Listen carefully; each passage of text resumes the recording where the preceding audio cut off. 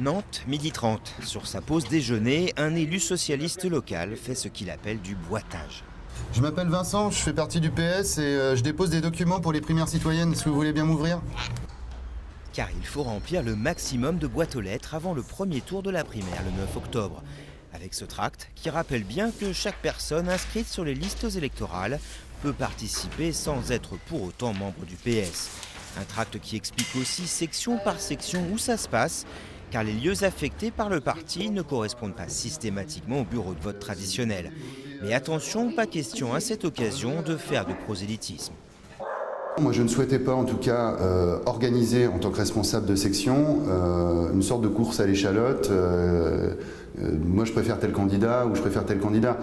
Puisque la question essentielle pour nous, au niveau du parti, après chacun a fait ses choix, c'est avant tout de faire voter et de bien organiser ces primaires.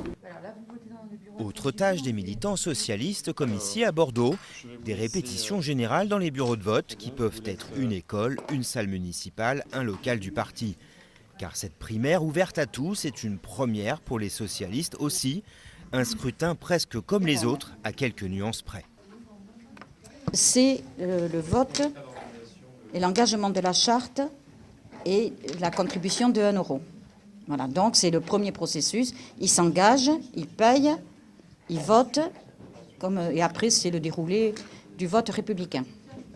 La grande inconnue reste, comme à chaque élection, la participation.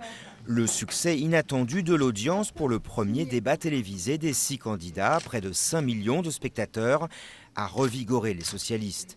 Objectif désormais, au moins 1 million de votants.